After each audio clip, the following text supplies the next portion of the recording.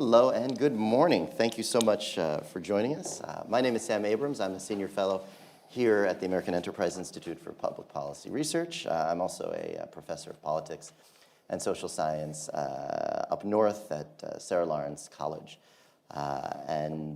We actually first met at Sarah Lawrence College. I sent Jeremy an email, and to my euphoric surprise, you said, sure, I'll come out. Of course. You came out, and you brought your son, and to my delight, we, I guess, geeked it out and went to Grant's tomb and Alexander Hamilton's house up in northern Manhattan, and it was a real treat. So I think we're in for a treat again today, because I love talking to historians.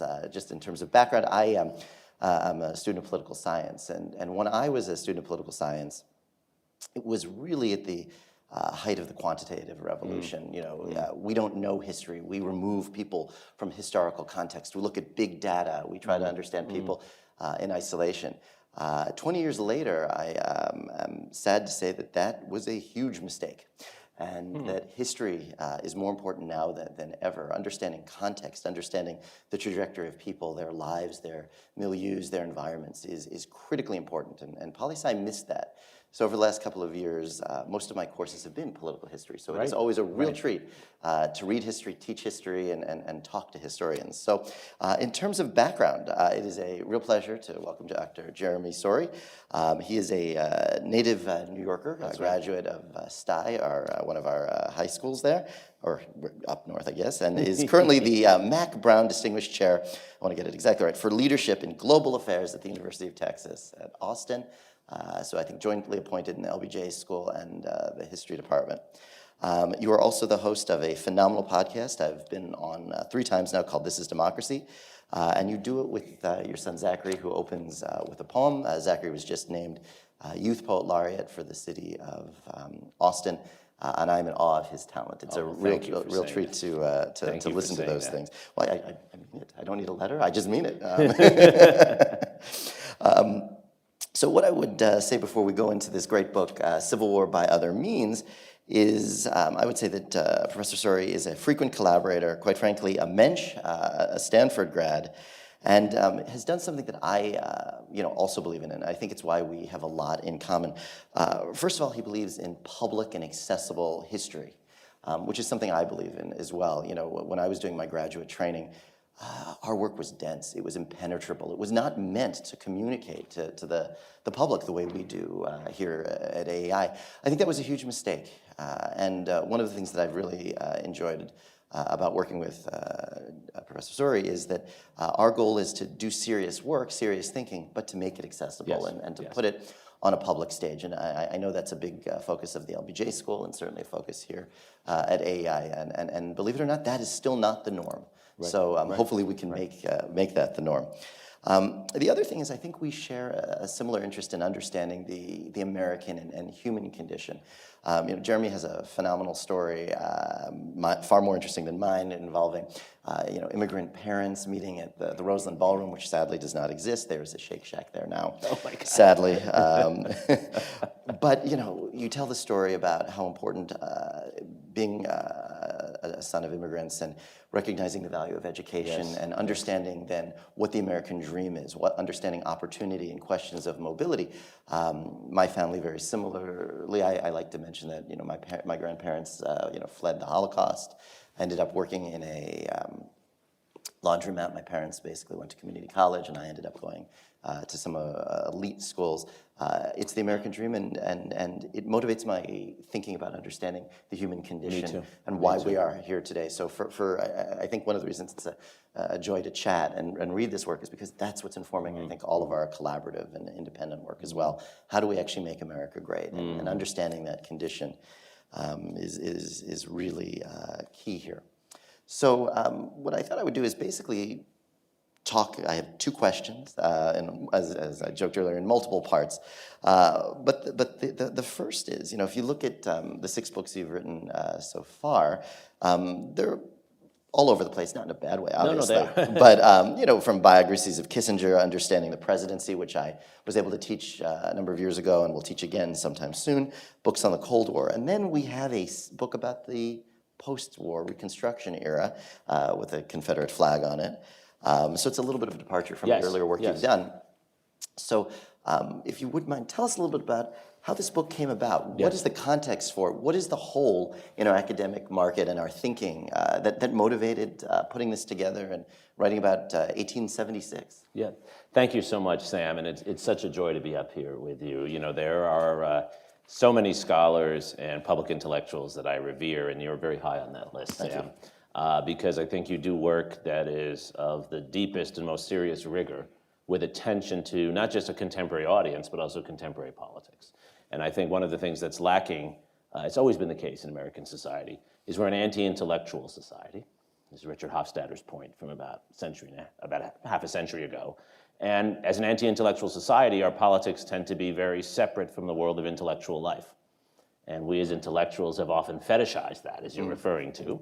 And we've succeeded by fetishizing that, but it has left our political space often bereft of serious ideas and serious rigor. And I think you're one of the few people who's really injecting serious intellectual rigor into the space of politics. I think that's what AEI is doing. And I'm a believer that that is the role that think tanks should play. I don't think think tanks actually can be policy-making institutions. I think only policymakers can make policy, but I think think tanks can add crucial ideas and rigor to the ways we discuss the politics that we care about. And you do that so well, so I'm delighted to be here. And that is actually a segue into why I wrote this book. So I'm a historian, as Sam said, and I've written a number of books on topics that were mostly about the 20th century, mostly about politics and foreign policy making. And I found in the last 5 to 6 years that my own work had been very naive. I still think my own work was good, but naive in the sense that I took much of our democratic stability for granted. Much of my work is about the challenge of bringing democracy to other societies, or the challenge of reconciling a realist foreign policy with democratic aspirations at home. But much of that assumed that our democratic institutions were built on concrete that could not crack. And of course, the last 5, 6 years, I think, have led all of us to raise certain questions. All of us have been shaken. I'm curious, I've been asking this at every event. How many people have been shaken by the last 5 to 6 years? And it doesn't matter what your politics are. This is maybe the 23rd or 24th event I've done for this book. Every room, almost everyone has raised their hands. This was my book trying to explore and understand how we came to this moment. And I went back to the period after the Civil War because in my research I found more and more of the lines of continuity to the challenges we face today in that particular period. For example, most of the debates we have about voting today are 1870s debates. Most of the ways we vote are still 1870s ways of voting. Let me make it even clearer. The ways we certify elections, the Electoral Count Act is from 1887, hasn't been updated once since then. We're in the process of perhaps updating it in the next few weeks. Issue after issue, the political violence in our society, the rhetoric around fraud and cheating in elections, it all goes back to this period. And what do we do as historians? We don't actually offer solutions for the present world. I'm glad you said you like talking to historians. My wife often tells me, she's a politician in Austin, she often tells me, you know, when we're at this cocktail party, can you not be a historian? Because often what happens is people say things and I feel the need to correct their history because they get things wrong all the time, and people don't like that, especially when you're trying to raise money from them, right? What do we do as historians? We diagnose our society. We are the medical doctors of politics. We go back and analyze the sources of our pathologies, the sources of our healthy systems, right? One could write, I think, a wonderful story of the history of free speech in our society, which is also under attack now. It would be a more positive story. It would be a more progressive history. Our democracy has ailments built into it along with strengths. And this book is my effort to understand the origins of some of the pathologies, some of the illnesses, some of the cancers that have been planted in our institutions during a moment of major change. The Civil War was the Second American Revolution. All of our institutions were transformed. No institution was untouched by the Civil War. Some of those transformations opened up freedom, creating our market economy on a scale we didn't have before. That's the triumph of the Northern Republican Party, but also implanting certain tumors, certain sicknesses in our system that aren't always evident. Your body can have tumors in it and still operate healthily at certain moments. Today, we're seeing those tumors metastasizing And my book is an effort to understand where they came from so we can identify them, and then we can have a real debate over what to do about them. How should we fix voting in our society? How should we fix the certification of our elections? How can we get political violence out of our society? These are 1870s questions we can only fix today if we understand where they came from. So why now? Why over the last 5 or 6 years have they emerged? Why did they become malignant suddenly? You know, these were not issues in the 60s. Right. So yet that was a major period of upheaval. Totally. It's a great question, Sam. So I opened the book, as you know, before I go back to this period, with January 6th. And I spent a lot of time doing research on this horrible fellow who carried that big Confederate flag into the Capitol. Actually, let me say that again. He beat a police officer with the Confederate flag, broke a window, and then carried it into the rotunda of the Capitol. First Confederate flag ever brought into the Capitol, hopefully the last. His name is Kevin Seyfried. He's from southern Delaware, and it answers your question in part, right? He began his life post-high school with a very well-paying union job in a manufacturing facility. That part of southern Delaware lost its manufacturing. He spent the last 20 years in and out of jobs. He's a middle-aged white man who's been virtually unemployed for 20 years, and he's very upset, as are many in his community, that so many people who look like Sam and me and most of us in this audience seem to be doing well, and he has no chance to get ahead. He joined in 2009, not coincidentally, a new group in southern Delaware called the Delaware Grays. There are no Confederate families left in southern Delaware. He has no connection to the Confederates. But a number of these white men who have been without jobs for 20 years decided after the election of Barack Obama that they were going to revere the Confederacy and use the Confederacy as a model for white men taking their society back. So what has brought us to this moment? Economic change on a scale we haven't seen since the mid-19th century.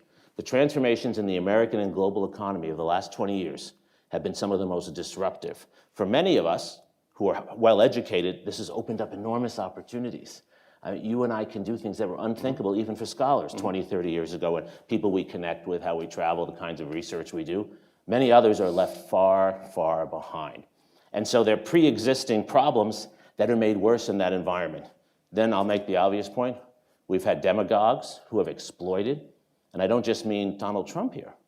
I think both parties, but particularly the Republican Party, if I might say so, has had figures since Newt Gingrich who have seen these problems and decided that these are sources of anger, sources of weakness, sickness, that they can exploit for short-term electoral gain. I don't think that's the Republican Party of Liz Cheney, but I do think that's the Republican Party of Newt Gingrich and Donald Trump and Ron DeSantis, if I might say so, right? They're not offering solutions, they're exploiting. They're seeing the sickness, and they're encouraging the behaviors that make the sickness worse, not better. And then the third, I think, and Sam, you've written about this as well as anyone, I think our social media world exploits. It's almost as if you have an unhealthy body, and social media encourages all the wrong behaviors. So it's those three things. It's a media, political leadership, and inequality problem. So two things. So first, how deep, do you see the Grays? I mean, it's interesting that it, of course, is in Biden's backyard in Delaware, and I drive through Delaware fairly often, and it's struggling, and it is surprising that, again, Senator Biden and now President Biden, this was on his watch, not to blame him entirely, but it is interesting Delaware is struggling. But, how representative do you sense this situation is in Kent and Newcastle versus other parts of the country? I think it's very representative. I mean, I think of my own state of Texas, and Houston, Austin, Dallas, these are world-beating cities, incredibly cosmopolitan. Austin is the fastest growing large city in the United States, and it's almost without people from Texas. It's people coming from all over the world. About a third come from outside the US. There's a real brain drain in Mexico. It's actually the most talented computer programmers in Mexico being recruited to Austin, Texas, right? So I think our cities are going in one direction, and our rural communities that often had a local meatpacking plant, or often had, let's say, a car manufacturing facility. Take Paul Ryan's Janesville, Wisconsin, right? There was a huge General Motors plant there. And the politics of that community looked very different. The General Motors plant is gone, and Janesville, Wisconsin has not replaced it, right? So I think this is very common across our society as you go outside of the urban engines of change. you see these suffering communities. And it's why these voters, I don't think they've become Republican, but they've been dislodged from what were traditional politics in our society. Got it.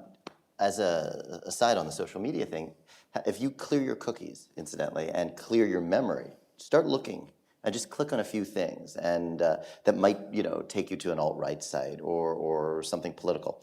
I did this with my students actually last week. We cleared our caches, which is the memory, and we were just curious, to see how quick the AI worked, which motivates a lot of the cases here. In 10 minutes, we went down a rabbit hole. Took 10 minutes to have our streams and to have our feeds become completely radicalized. Yeah. Now, for someone like me who enjoys the study of watches or French architecture, it's a joy because, oh wow, I didn't know about this. Right. And that's fine. There's nothing particularly dangerous about looking at how chateau roofs are created. But if you go political, which I try not to do when I'm home, it can take mere minutes to lead to this level of radicalization, and that is something that scares me like no end. And you see it left and right on college campuses today. And obviously in places like Southern Delaware. And I think, it's an old and a new story at the same time. So much of this book is built on research in old newspapers. And I highly recommend this to everyone. The Library of Congress has a phenomenal newspaper database. Sam and I, as graduate students, used to have to go in and read them on microfiche. Now it's all digitized. So if you're interested in any topic, one of the best ways to understand a period is look at what people are writing in newspapers, especially in the 19th century when most cities had 3, 4, 5 newspapers. And what you see is a similar story. An 1870s newspaper is like a Facebook page, because most newspapers had an editor and 1 or 2 reporters, and then they just aggregated things from elsewhere. So it looks like a Facebook page. And the early part of the book is about the reverence for John Wilkes Booth in the South. Certainly not what I was taught in New York City. There's a dual martyrdom, right? Lincoln's the martyr of the North, but John Wilkes Booth is the martyr of the South. He's treated as the hero, the martyr who killed Caesar. And it's very much false news. It's very much stuff that's completely factually wrong that's being circulated, as we see on the internet today. But the one difference is that it's not algorithmically defined. And so it means that people are exposed within their communities to certain newspapers of like thinkers, but they're not getting stuff thrown at them in their faces when they're trying to do something else. To me, it's really scary when my wife and I have a conversation about buying a new mattress, and then the next day, everything comes up in my screen. Others had this about from mattress stores, right? So somehow the information is algorithmically coming to us. That's, I think, what's different today. Right. No, it's very scary, and I know it sounds tangential, but it isn't. Because if we're talking about healing society, how to fight for democracy, we have a very big threat on our hands. That's right. And that threat really involves social media and how it's just warping our perceptions. Well, and it's a free market challenge, right? I think all of us in this room believe in free markets. We might differ the degree to which we, how we think they should be managed. But it's a challenge for free markets because there's a profit incentive to do what you're just saying. But these companies are hurting. It's going to be very, very interesting to see how Facebook or Meta, Twitter, and others are going to shake out over the next few months here. And I obviously also agree that free markets are very, very important. That's what we believe here at AI as well. But it's going to be fascinating to see how this stuff shakes out. I don't love regulation, but on the other hand, this stuff may be destroying our fabric and our ability to be normally to just have any form of normal social life anymore. So another thing I've been thinking quite a bit about is that this book is a story about geography, place, and space, and remains one of that. I am obsessed with geography. We here at AI actually write a lot about geographic difference. We talk about urban-rural problems. We talk about questions of opportunity and status, and obviously stories very similar to what happened in Delaware, where you have people's lives and communities upended very quickly, and where do you go? What do you do? How do you react to any of that? So, one of the questions that I've been wrestling with after reading this book, and it's a question actually that I address in one of my seminars at the moment, is the legacy of geography, space and place are slightly different, but we can break that down if you need, destiny. Can we overcome the legacy of place and space? Because that is what's driving a lot of the stuff that's going on in the book. And just to add to that, we've seen mobility in this country drop, in the last handful You've of written years. about this. I have, but prior to that, I used to describe us as sort of a kinetic society. We're always in movement. The average American family would move 14 times. From 18 to 80. And we're not just talking about, a house in a neighborhood. We're talking about interstate travel. And, if you think about Texas and the Golden Triangle in Texas, and I don't mean the Golden Triangle here, but, whether that's San Antonio, Dallas, Houston, with Austin, I think, in the middle. I think that's how a lot of folks are defining it. People are moving, and in particular, they're moving to the south. They're leaving some of the old Rust Belt traditional cities and bringing their politics with them. So, I'd love to get your sense on, how important is space and place here? Can we transcend those legacies? And trying to find that balance is, I think, the big struggle that we think about here at AEI. We revere the local history and heritage of a place, but we're also Americans. And how do we find that common ground is something we struggle with as well. So I'd love to get your take on that. It's a great question, and it's why I wrote that piece that was in the Times on Sunday, which is very much about this, right? So place and space matter, and they've always mattered in our society, and they distinguish Americans from one another. And that is not a new phenomenon, and that will not go away. Which is to say, and this was the point I was making in the Times on Sunday, which is that there's never been a time when all Americans were unified. This is a false mirage. Maybe a few days after 9/11. But we are such a big, diverse, pluralistic society with so many differences, not just in where we live, but what is packed into where we live, which is often overlapping with the ways we think about culture, the ways we think about religion, the ways we think about immigration, all sorts of issues. That is not new in our society. There's a reason why New Yorkers tend to be a little more European-focused, right? And why Californians tend to be a little more Asia and Southern-focused, right? And why Michigan and Wisconsin looks north to Canada. Right? This makes sense. If you drive through our country, you feel this in many ways. And I think that is actually one of the strengths of our society. Now, I don't think that is a problem, actually. I think that is actually something that becomes a basis for building creative connections. I'm a believer in Madisonian pluralism, right? And pluralism is about the notion that people will be different and find ways to work together with their difference. This is what Alexis de Tocqueville really wrote about when he wrote Democracy in America. Right? He was amazed at the diversity of religions, for instance, in American society, right? He went and visited the Locofocos and the Shakers and others, and you didn't have this among French Catholics. And the miracle of American democracy was that people had their separate churches, but yet they came together in the town square and the saloon to solve common problems. Doesn't mean they agreed on everything. It means they were able to make deals. They were able to find ways to solve their problems together. They didn't have to be one. They didn't have to all be Frenchmen in the way Frenchmen were being imposed upon them, a certain French vision. And I think that's our strength. So it's about learning about these differences, understanding where they come from. Why does history matter?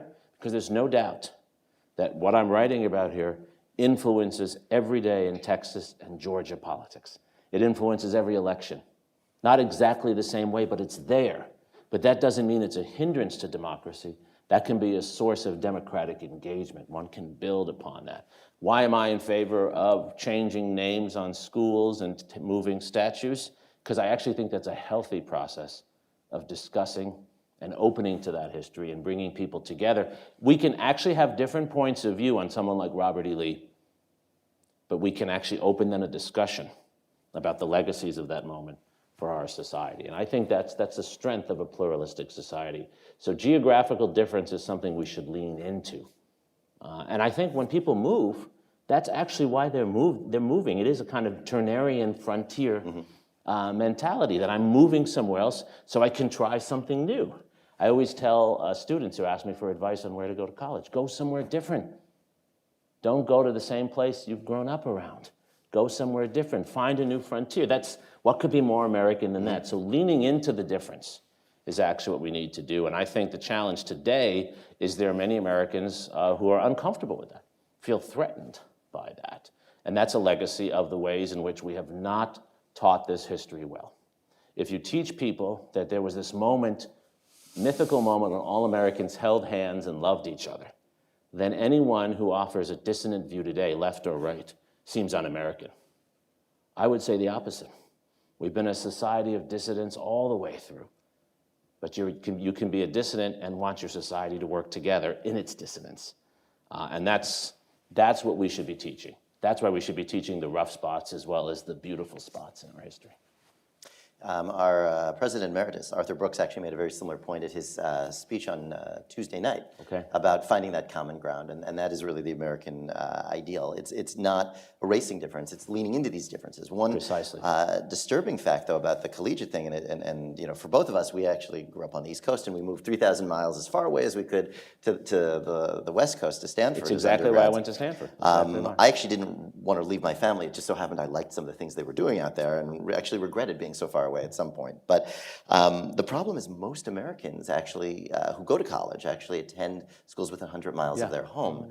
And I've actually written about that, and that's actually, in my view, a very big problem. It leads to, you know, just sort of an inward sort of facing dynamic. And in fact, some of the students, and we've done some interesting polling on this now, they actually are reticent to commit to their new communities because of it. You know, when we talk to these folks, they go home. They go home to do their laundry. You know, it's great for civic participation insofar as they'll go home and vote, but you know, they're still very much tethered to their parents, grandparents in those prior communities. So, you know, one way to I actually think increase our diversity and our openness in this country would be to actually say, you can't. You have to go away.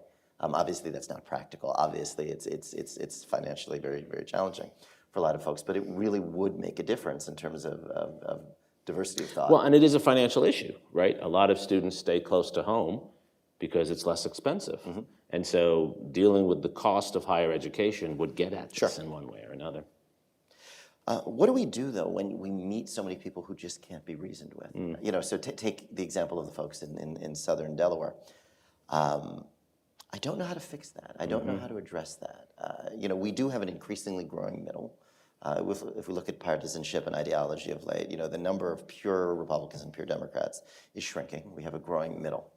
But that middle is still disengaged. I mean, we either need to engage the middle more and have them turn out in much higher numbers, which is going to be a challenge, or we need to do something to deal with what we call sorting in political science. The idea that if you're a Republican or Democrat, I can pretty much predict almost every position you're going to have ideologically. How do we talk to the folks who understandably are frustrated? I'm not justifying the violence in any way.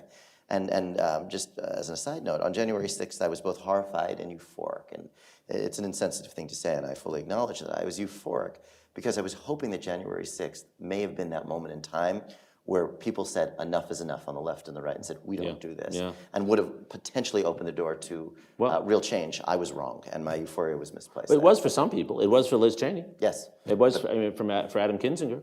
I mean, for those who were real public servants. It was for a few minutes for Kevin McCarthy. And then Kevin McCarthy started thinking about wanting to be House Majority Leader as Speaker. And Congresswoman Cheney's a good friend of AI. Yeah, of course. But you know, it wasn't. It didn't go deep enough. We needed to see many others in addition to Congresswoman. Yeah, but I think that's part of the answer, though, right? I mean, I think, and I think the book is all about this, right? Grant struggles with this. Ulysses Grant is elected in 1868. It's the fairest election with the highest turnout, especially among former slaves, that you'll have again until 1968. Right? 1868 is the fairest election for another 100 years, and he gets more African Americans voting for him than any candidate will have until late FDR, really.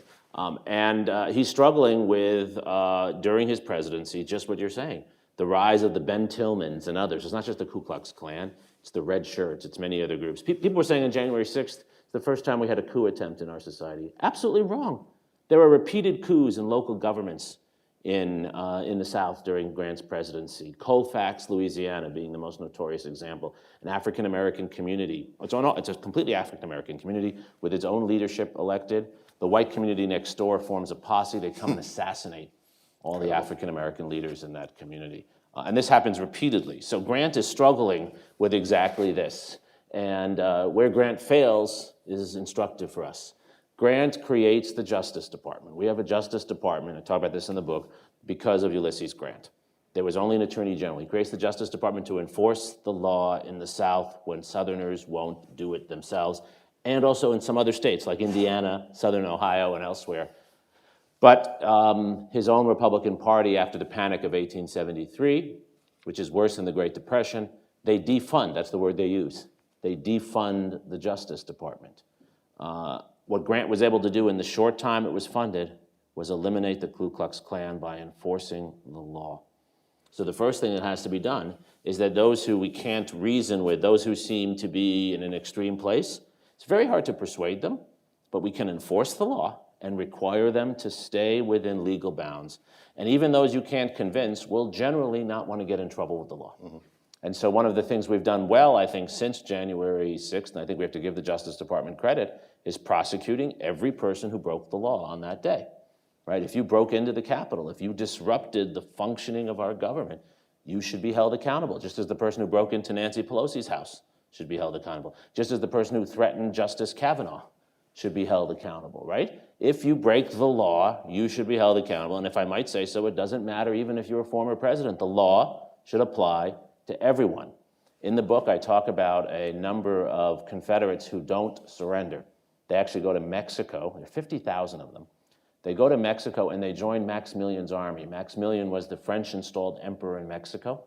So they join a royalist regime to fight against the U.S. They come back to the U.S. after the war. They're pardoned by Andrew Johnson, and they become leading figures. One of them, Alexander Watkins Terrell, wrote the legislation for our university, created the University of Texas, and he also wrote the voting laws in Texas, and then was appointed ambassador to the Ottoman Empire.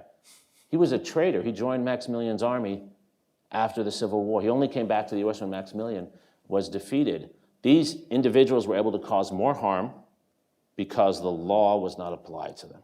The 14th Amendment was clear in its third clause that if you've committed treason, you cannot run for public office. But because they were pardoned, they were able to run for public office. So first thing we have to do is we have to hold people like Kevin Seyfried accountable to the law. And we have to tell them, if we can't persuade you to give up your extremist views, at least we're going to persuade you, you've got to follow the law. Sure. So that's the first thing. And then the second thing we have to do is, again, what Grant tried to do but didn't have enough support, wasn't a good enough politician, and there wasn't really the federal way to do this, it's invest in the next generation. I mean, I think the historical record is clear. Change happens across generations in American history. Our great strengths as a society are our diversity, the talent that comes here, and our ability to remake ourselves generation after generation. And so we should be investing and doubling down on that, and that more than any other reason is why I'm a historian. I have 300 incredible undergraduates at UT that I work with every semester. They're terrific. They're not well informed though. They actually know so little history. Even though they have 2 years of required Texas history and 2 years of required US history, they come in, they know nothing. It's not their fault, but they have a chance to change the world. I don't care whether they're Democrats or Republicans. I believe if they're informed about our history, they will love their country and they'll want to improve their country, and they'll see the possibility of that. And that means showing them the bad spots as well as the good spots. They need to see how our society has been too violent, how we've mistreated people, not just African Americans, Jews, various other communities, Catholics and others. They need to understand that, and they need to see and understand how our institutions can be used to respond to those issues. And so I think the way to get beyond what we see now is not really trying to persuade the unpersuadable, Sam. Mm-hmm. It's going after the next generation and doubling down there. So thank you for making the case for why the humanities matter. This is a big issue that I've been dealing with of late as well. I certainly value the technical skills, the quantitative skills, but again, same thing with the study of politics. If that's done in a vacuum without any contextual knowledge and deep understanding of the human condition and our various ups and downs, what's the point? Exactly. It needs to be far more holistic. And I've been writing quite a bit of late, actually, against to various state legislatures saying you have to have these things required. Mm-hmm. You cannot remove these from core curricula. And we need to motivate humanities teachers to really get in there and do that work.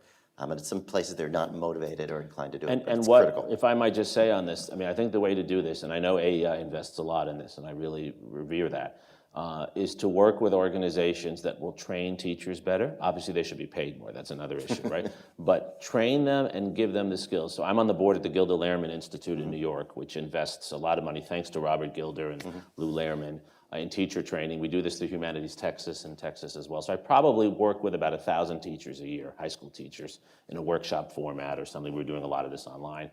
And let me tell you, the problem with teachers is not that they're trying to indoctrinate their kids. That's a complete red herring. Most teachers are struggling just to get good material in front of their kids. And most teachers are not well informed, even history teachers, about the history they're teaching. It's not their fault either. They haven't been trained. We train lawyers and doctors so much more than we train teachers. And what we're trying to do with the Gilder Lehrman, the Humanities Texas, I know AEI is doing a lot of this. We do. Is help, not tell teachers what to teach. Give them material. Help them learn the history so they can figure out how to bring it into the classroom. Because it's very different for a bunch of kids at a magnet school in New York versus a rural school in upstate New York, right? Let the teachers do their jobs. Invest in training them, and then let the teachers do their jobs. As you were thinking, I mean, we talked about the potency of geography. I grew up in Philadelphia, and by definition, because I walked by the Liberty Bell, because I walked by Carpenter's Hall, Sure. And on these wonderful brick and cobblestone streets, it just was part of me. It's of course, who I was. I cared about it, and when we think about geographic diversity and path dependency, so many folks have no concept. That's precisely of this sort of history. So thank you for mentioning young people, because that was my next question, which relates to something we've been spending a lot of time on, and that is Gen Z, and a little less so for millennials, but Gen Z, those folks who are teenagers, folks who are in the end of their high school years, in college now and up through about 24.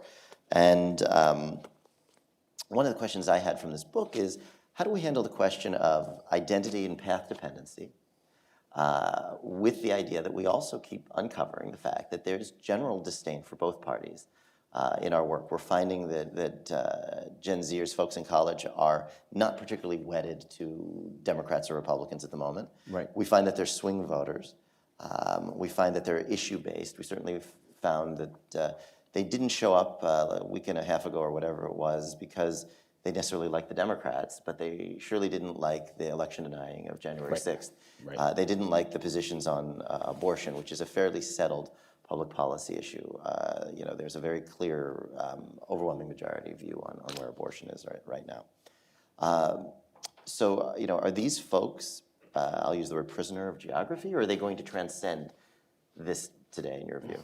So they could be prisoners of geography, and the tragedy of our system is so many young people are left behind. They don't have access to good schools. They don't have access to universities. Maybe they can't afford to go to a university. And so then I do think they become prisoners. The most extreme example of this is someone who grows up in a suffering community in southern Delaware, the son of Kevin Seyfried, who never has a chance to get his way out. It's the old Bruce Springsteen song, right? They go down to the river, and then they never leave, right? They get stuck there. And just what you were saying before, Sam, is absolutely crucial. We have to offer people pathways. We have to offer them mobility. And the best way we know how to do that is to invest in public institutions called schools. I think religious institutions play a very important role in this as well, but there have to be ways for people to see their way out. And I think what is happening in our society is that there are a group of young people who are exposed to more opportunity than ever before, and they are changing, and they will be the people who change our society, and I'm optimistic. But there still are a lot of young people we're leaving behind. And I think we really need to have that conversation. What frustrates me is when we get lost in debates about CRT and other cultural issues that really are not what's important. What's important is, are we offering young people in the worst communities, the most difficult communities, are we offering them a chance to see outside of their community? I mean, for you and I, as the children of immigrants, right, we were fortunate somewhere to be exposed to those who allowed us to dream about a different kind of world. No one in my family had ever gone to college before. No, most people in my family still don't know what I do, right? And they still are amazed I get paid for it. They still think in the summer, I tell them I'm doing research in the summer. So, yeah, you're going to the beach, right? But somewhere along the lines, right, it happened a little bit at Stanford, but it happened really in public schools in New York City, at Stuyvesant High School and elsewhere, right? I was able to see the possibility of doing something that my parents couldn't even imagine. And I was able to see also, and I believe this, that doing this allows me to contribute to my country in a different way, which I'm very proud to do, right? But my eyes had to be open to that. And that doesn't always come, often it doesn't come from your parents or from your small community. And so we as a society have to be investing in that. That's why I believe in public education. That's why I believe in public media as well. I think part of our solution in the world today is I'm all for profit-making media. I believe in free enterprise. Nothing wrong with that. But we should be investing more in public media, media that's not driven essentially by profit, but driven by truth, driven by enlightenment. This is the model of the Texas Tribune, for example, which is a nonprofit media organization which offers now the best coverage of state politics anywhere in the country. And it's because it's not for profit. It's actually the same way AEI operates. It's based on donations from enlightened, wealthy people and foundations. And the Texas Tribune will cover the stories that need to be covered, even if they're not clickbait, because they don't judge themselves by their clicks. I have no problem with an organization wanting to do that too. This is where public investment matters. And we need to think about public investment in those terms for that young generation that is, parts of it are being left behind.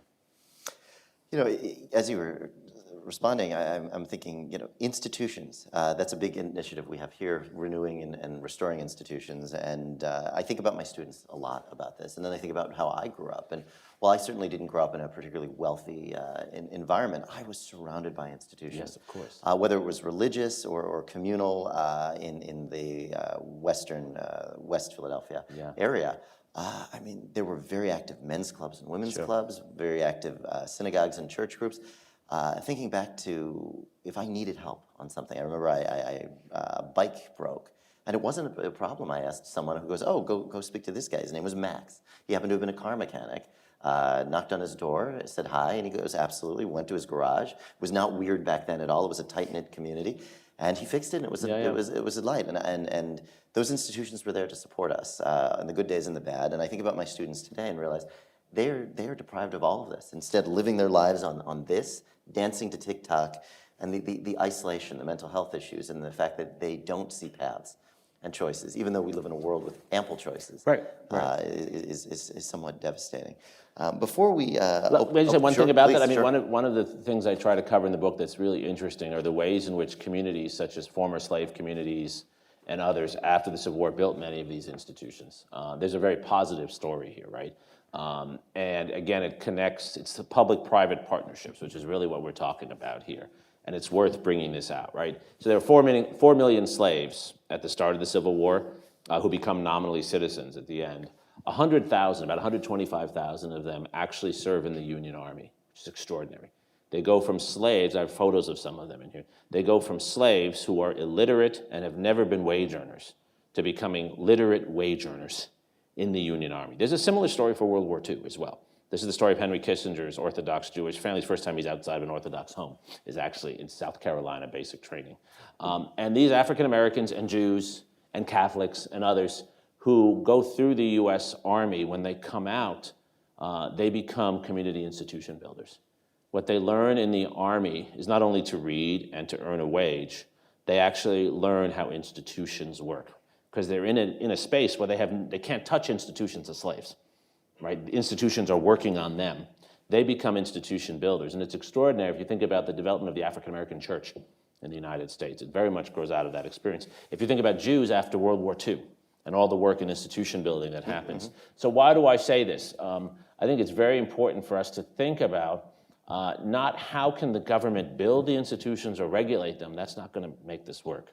But it's what are the nodes we can think of where communities can gain access to the resources and an understanding. That's what our young people today don't have. I spend a lot of time with the tech community in Austin. I've done a few book events with them. And these tech entrepreneurs, they want to do good. They want to do good, but they don't understand how institutions operate. And I keep trying to tell them, and I'm not succeeding, that you can't solve public policy problems with a startup. You can do certain things with a startup. You can build something, right? But you're not going to solve poverty with a startup. You're not going to educate disadvantaged kids with a startup. You can use some of that energy, some of those ideas, but you need to actually build institutions. They don't always have to be public institutions, but institutions matter. And so we need to think about the places and ways in our society in which people can get experience with institutions. The World War II generation, the most important experience they had was institution building and management during World War II and during the New Deal. And this generation in our classrooms now hasn't had that experience. That's what you're And talking about. honestly, I don't know how they're going to get it. I mean, what sort of crisis or global problem do we need to have for them to develop that consciousness and ability to build these institutions? Well, what we tried to do, I don't know how to do that. What we tried to do in Austin, and it was my wife was on the city council, and it came right out of the ideas of historian, were to build a new CCC, use the money from the federal government, the pandemic money, to actually, for all these young people who care about the environment, put them to work in an organization that's actually sponsored by the city, that's about getting out in your community and trying to help with environmental issues, so they could learn how an institution operates, and then take that knowledge into their own work. So we could do things like that. This is why I believe in public service. I believe, my wife gets very upset when I say this because we have 2 teenagers, but I think we should have mandatory public service, but it should not be in the military. You could go in the military if you want, but why don't we create these institutions for people, not that they have to be stuck there in their careers, but a year of working through one of these spaces. This is what General Stanley McChrystal's been arguing for, and Bill McCraven and others. Public service so people get experience with public institutions to understand then how to do the work you're talking about. But I don't know if we'll ever get there. Sure. So I was actually going to ask about Donald Trump. I'd actually rather not. I'd rather stop on a positive note. Let's not talk about if that's Donald okay Trump. with you. And since we have a few more minutes, after we're done our Q&A, Professor Suri will be able to sign books and chat with everyone here. So I will stop talking and turn it over to our audience. And just please identify yourself when you ask your question. J.P. Hogan, you're using that 5 to 6 year mark as why you decide to look at things. If you go there, you sort of have to look at why Hillary lost, and then you should go and look at the Clinton's post-Constitution was actually in some ways a new civil war. Clinton did an all-white Southern ticket. A lot of his post-Constitutions will allow more autocracy where he could pass power to his wife, planning a presidency for her in their attempt. But he got the end of the Cold War wrong, you can say, was waging war against God at the wrong time, and that they were trying to have power. They weren't trying to be right for their times. They were trying to make the times fit their husband and wife ambitions. And 5 or 6 years ago, Hillary ended up basically in checkmate and exposed where she had been running where Bill could be said 100% innocent, and that wasn't holding up. So if you're at the 5 or 6 years, there's a lot of history to look at it. The Clintons were actually of duplicity. So what I would say, JP, the piece of that I'll comment on is I think that it showed the shakiness of the Democratic Party that you had this nepotistic moment. I think there's a safe point that historians can make, that nepotism is almost always a sign of institutional decline. Now, I want my kids to do very well and do better than all of us, and I hope they will. But the last thing in the world would be for me to do it for them, right? Mm-hmm. They get all the advantages they need growing up in our family, right? And disadvantages too, but the advantages of being in an academic setting, et cetera. But I think the fact that we almost had we could have had, and I thought we were going to have Hillary running against Jeb Bush. That would have told us a lot. So anyway, so I agree with you on that. Vibrant institutions in a pluralistic society should be producing new leaders each election cycle, not the wives, husbands, and children of those who were just in office.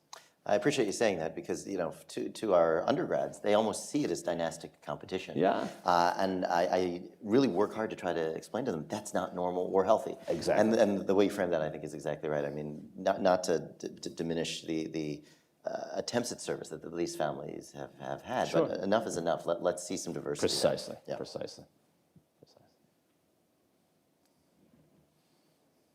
Mike, thank you for handling the microphone. Hi, my name is Gene Dorosh, and my brother went to Stuyvesant. I went to Brooklyn Tech. Oh my gosh! Well, your question will be even better, I'm sure, because you're from Brooklyn Tech. Anyway, in the era of your book, there was certainly systemic racism. Yes.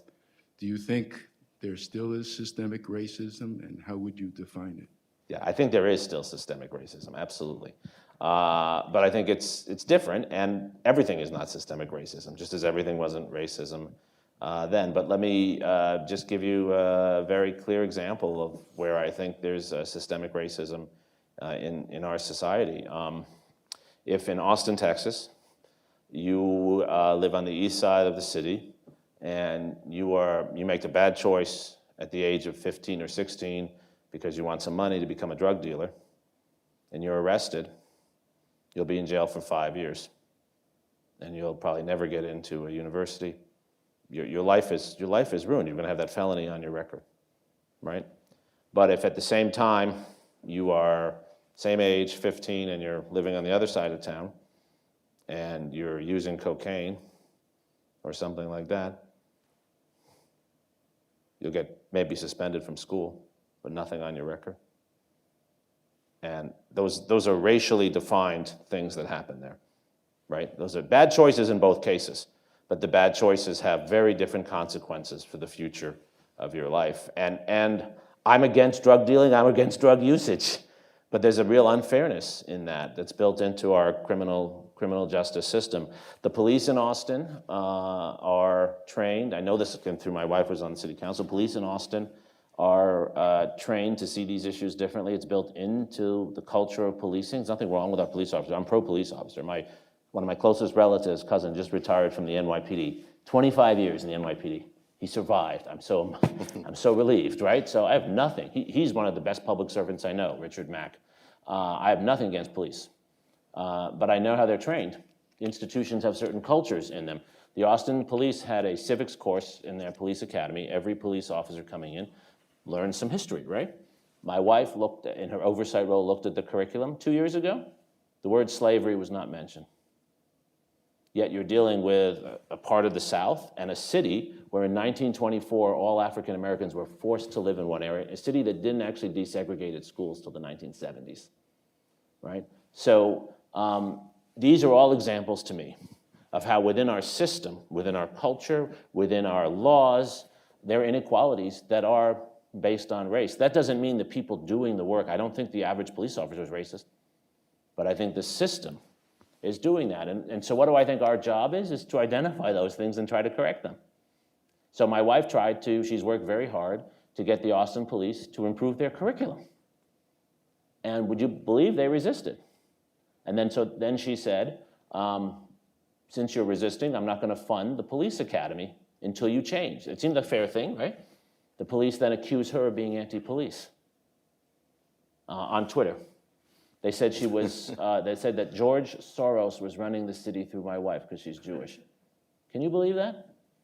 And that to me reinforced the evidence of systemic racism. Again, I don't necessarily think these are bad people, but they've imbibed a certain culture, a certain way of seeing things.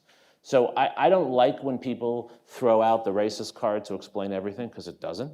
It's one of many things. But I do think it is incumbent on us to investigate these issues and see where we can make a change. There's a lot we could do as pro-police people to get some of the elements of racial unfairness out of the system of criminal justice. That's just one example. Sorry. Do you think the systemic racism is lessening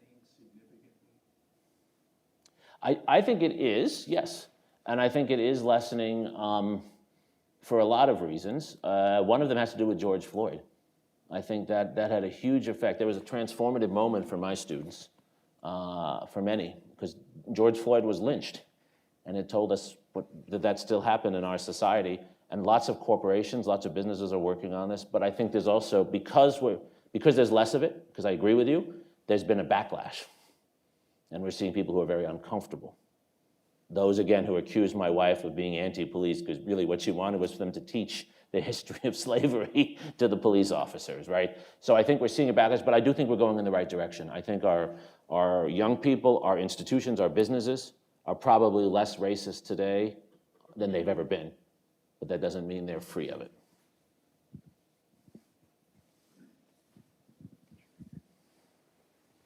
So I was going to ask you how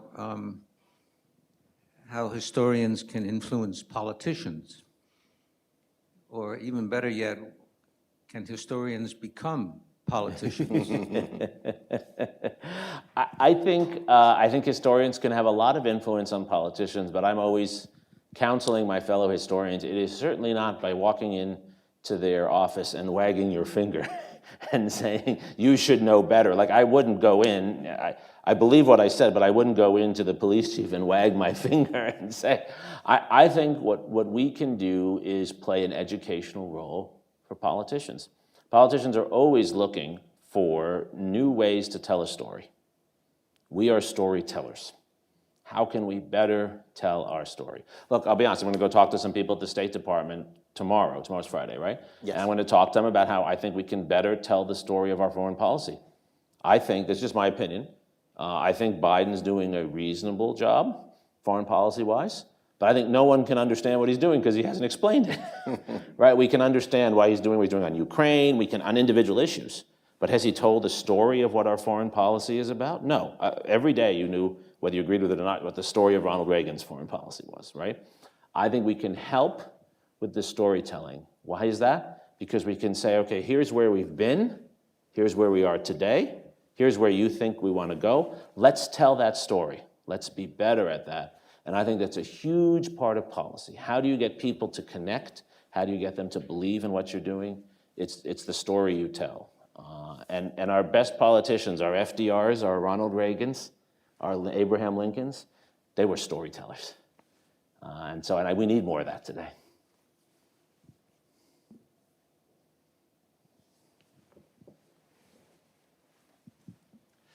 Hello, I am Brian Paul with the American Council of Trustees and Alumni. I'm curious to get your take on where higher education falls into this context. Specifically, with this idea of civil war by other means, how does higher education and with different aspects of that affect the climate we're in now?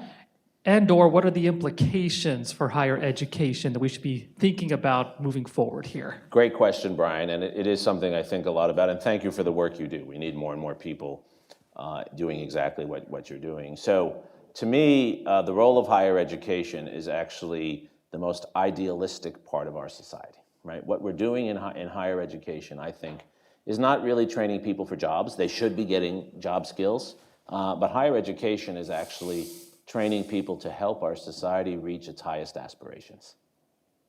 And what that means is that in higher education, we should be exposing students to understand the strengths and weaknesses of our society and build pathways to improve them, to profit from those pathways themselves through their jobs, but to actually make their communities better, to make their society better.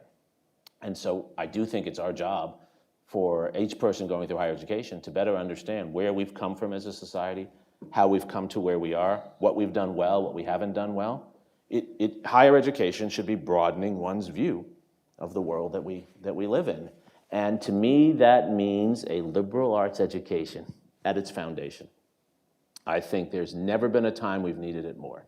You know, when Lincoln writes the Land Grant Act, the Morrill Act of 1862, he puts in there, right, that it's not only training in the agricultural sciences, but in the higher liberal arts. It's in the land grant.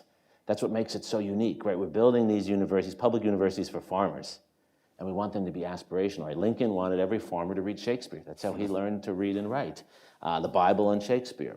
And so I think that's what we're doing. And how would I talk about that in higher ed, or how do I talk about that? That's how we Americanize our society.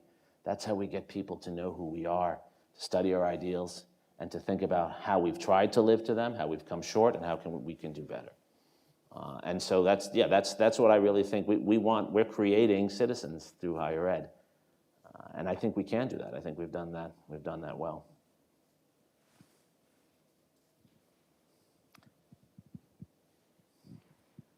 Hi, how's it going? Thank you very much. My name is Aiden. I just graduated from a master's program in history this past summer. Fantastic. Mainly focused on early 20th century American and British foreign affairs. But I have been thinking, and your comments encouraged me, that I'd like to, when I apply for a PhD, maybe in a year or two from now, like to bring the domestic side of American politics and the kind of social and cultural ways that foreign policy is influenced, obviously, so we don't just take the naive kind of, oh, well, foreign policy is just completely separate from everything else. Like, I'm interested in early 20th century, like specifically, like the way that the American domestic side influenced American relations and, you know, yes, imperialism, whatever, abroad. And I'm curious if you have any thoughts on that or how to approach that. I think it's a great question. Thank you. You know, for a long time, those who studied foreign policy, and that was my main field as a graduate student, treated foreign policy not just as separate, but also as its own system that was operating. And this is kind of how realists think about things. And there's something to that, right? There is something about the relationship between states, and you do see patterns over time. But foreign policy, like any other kind of policy, is all politics.